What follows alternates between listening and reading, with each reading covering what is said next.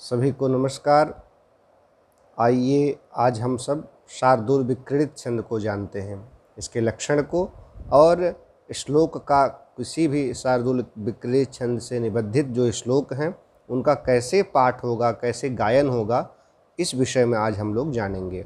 सबसे पहले ये जान लेते हैं कि देखिए शार्दूल विक्रीडित छंद चूँकि एक प्रकार का वर्णिक छंद है और इसमें जो कुल वर्णों की संख्या प्रयुक्त हैं वो 19 हैं। और आइए इसका लक्षण देखते हैं। लक्षण देते हैं कि सूर्या स्वैर्यदिमः सजो शततगा शार्दूल विक्रीडितम्।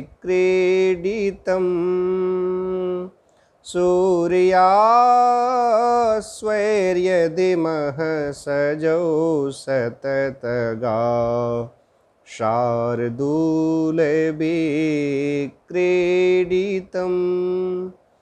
ये हो गया इसका, इस शार्दूल विक्रीडित छंद का ये है लक्षण।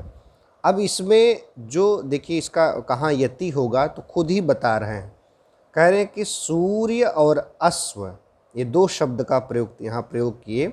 सूर्य का अर्थ हुआ संस्कृत, चूँकि संस्कृत साहित्य अथवा वैदिक साहित्य में प्रायः जो लोग पढ़े हैं वो जानते होंगे कि इसमें जो द्वादश आदित्याः शब्द प्रयुक्त होता है, अर्थात जो सूर्य की संख्या गिनाई गई वो जो है 12 हैं और अश्व यहाँ पर 7 प्रयुक्त देते हैं। तो इनका यहाँ क्यों प्रयुक्त हुए तो कह रहे शार्दूल विक्रीडित छंद में सूर्य और अश्व को जानिए जो यति के समान काम करेगा। यति अर्थात विराम, कहाँ विराम, कहाँ इनकी यति होगी, कहाँ इनको माने किस जगह जो है विश्राम करना है, तो ये आपको जो है बता रहे हैं कि सूर्य मतलब 12वें वर्ण पे आपको आपकी यति होगी पहले, और उसके बाद जो है फिर 7 अर्थात अश्व माने 7वें वर्ण पे आपकी यति होगी। तो अर्थात पहले जो हम श्लोक का जब पाठ करेंगे तो 12वें वर्ण पे हमारी यति होगी और फिर जो है 7वें वर्ण पे माने 12 7 19वें वर्ण पे हमारी यति होगी। और इसमें गण का अनुसार प्रयुक्त कर रहे हैं तो कह रहे हैं कि म सजौ शततगाः, ये जो है इसके अंतर्गत ही पूरे जो है वर्ण आ जाते हैं। अर्थात म का मतलब मगण, सजौ स का मतलब सगण और जौ का अर्थ हुआ जगण। इसी प्रकार से शततगाः माने पुनः सगण, और 2 बार ता का प्रयोग तो कर रहे हैं, इसका अर्थ दे रहे हैं कि मतलब क्रमशः 2 बार जो है तगण का प्रयुक्त होगा। और फिर क्या होगा, गाह का मतलब अंतिम जो वर्ण होगा वह गुरु प्रयुक्त होगा।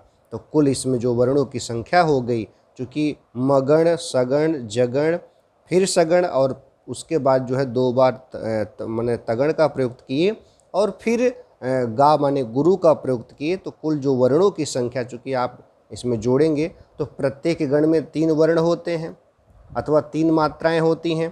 तो इसमें दे रहे हैं कि जो है जो वर्णों की कुल संख्या हो जाएगी वो 19 होगी। अब आइए देखते हैं कि शार्दूल विक्रीडित छंद का जो है हम कैसे गान करते हैं। एक श्लोक है कालिदास द्वारा विरचित अभिज्ञान शाकुंतलम का चतुर्थ अंक का श्लोक है। आइए इसको जो है पाठ करते हैं। पातुं न प्रथमं व्यवस्यति जलं युष्मास्वपीतेषु या नादत्ते प्रियमण्डनापि भवतां स्नेहेन या पल्लवम्। आद्देवः कुसुमप्रसूतिसमये यस्याभवत्युत्सवः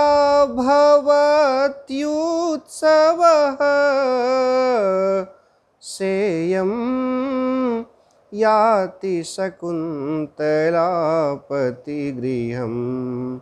सर्वैरनुज्ञायताम्।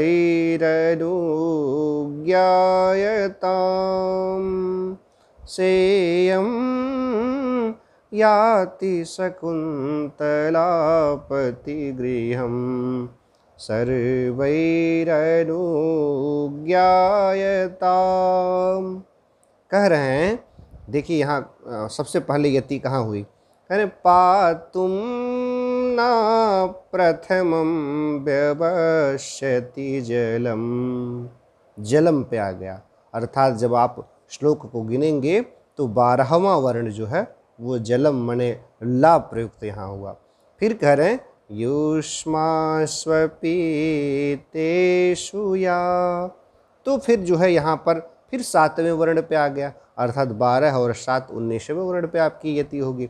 इसी प्रकार से जो आपका छंद है उसको भी आप उसका गायन कर सकते हैं।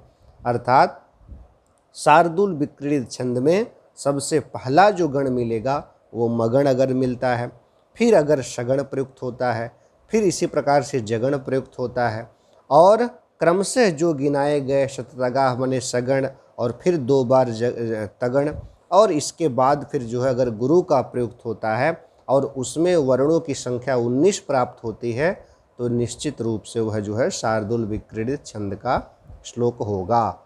और शार्दूल विक्रीडित छंद का स्वर विभिन्न प्रकार के बड़े लोग बताए हैं, विद्वान लोग, लेकिन प्रायः ऐसा देखा जाता है कि इसी तरीके से जो है इसका गायन हम जो है करते हैं। धन्यवाद।